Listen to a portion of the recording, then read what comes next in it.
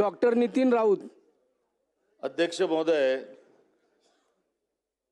मी आपल्या माध्यमातून महाराष्ट्रातील कोट्यावधी नागरिकांच्या आर्थिक सुरक्षिततेशी आणि राज्य सरकारच्या नियंत्रणाखालील संस्थांच्या अनागोंदी कारभाराशी संबंधित एका अत्यंत गंभीर आणि तातडीच्या प्रश्नाकडे लक्ष वेधू इच्छितो. अध्यक्ष महोदय, आपल्याकडे महाराष्ट्र वीज नियामक आयोग आहे आणि महावितरण या दोघांनी मिळून यावेळेला कायदेशीर जनसुनावणी प्रक्रिया धाब्यावर बसवून वारंवार केलेली अन्यायकारक दरवाढ आणि मुंबई उच्च न्यायालयाच्या आदेशामुळे राज्य सरकार आणि त्यांच्या संस्थांची झालेली गंभीर मानहानी याविषयी हा मुद्दा. अध्यक्ष महोदय, राज्यात आज दोन मोठे धोके एकाच वेळी उभे राहिले आहेत.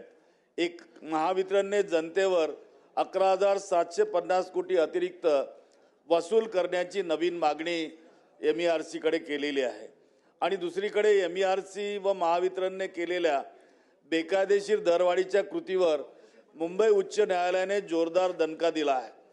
अध्यक्ष महोदय, या ठिकाणी मुख्यमंत्री महोदय असते तर बरं झालं असतं, त्यांच्याकडे खातं आहे, परंतु असो.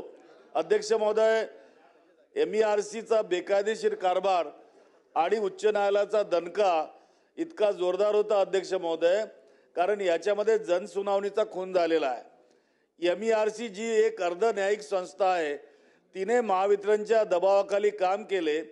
मार्च 2025 मध्ये वीज दर कमी करणारा आदेश काढल्यानंतर अवघ्या काही दिवसातच एका साध्या अर्जावर आयोगाने त्या आदेशाला स्थगिती दिली.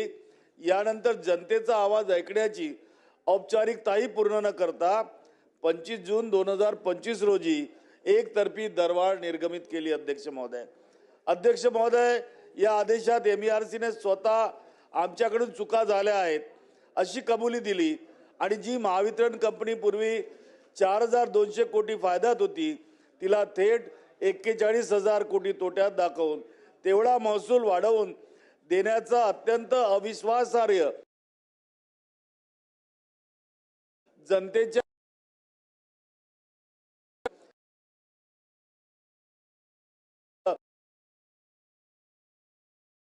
MERCचा 25 जून 2025चा दरवाढीचा आदेश रद्दबातल ठरवला आहे.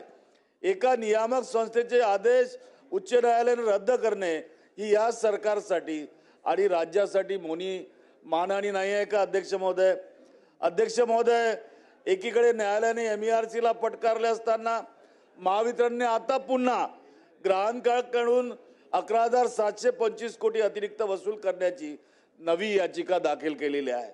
ही केवळ मागणी नाही तर जनतेच्या खिशावर टाकलेला दरोडा असं मला म्हणावं वाटते. अध्यक्षाची नवी याचिका दाखल केलेली आहे.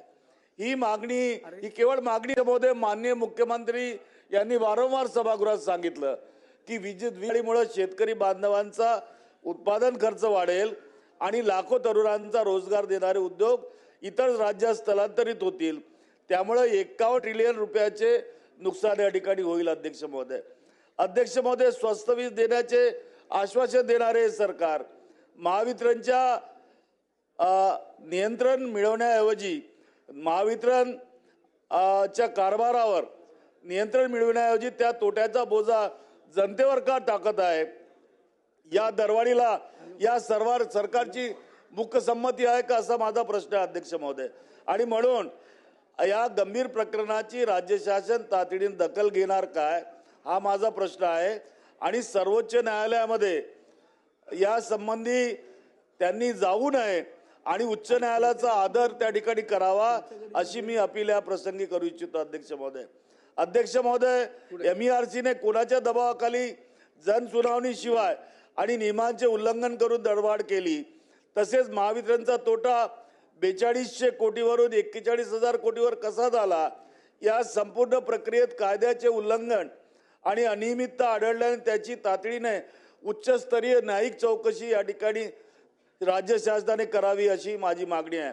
अध्यक्ष महोदय, या ठिकाणी कायद्याचे उल्लंघन करून जनतेवर अकारण बोजा टाकण्यास आणि राज्याची मानहानी करण्यास जबाबदार असलेल्या MERC आणि महावितरणच्या संबंधित अधिकाऱ्यांवर कठोर फौजदारी आणि प्रशासकीय कारवाई राज्य शासन करणार काय, असा सुद्धा मी या ठिकाणी या प्रश्नाच्या माध्यमातून मागणी करतोय अध्यक्ष महोदय.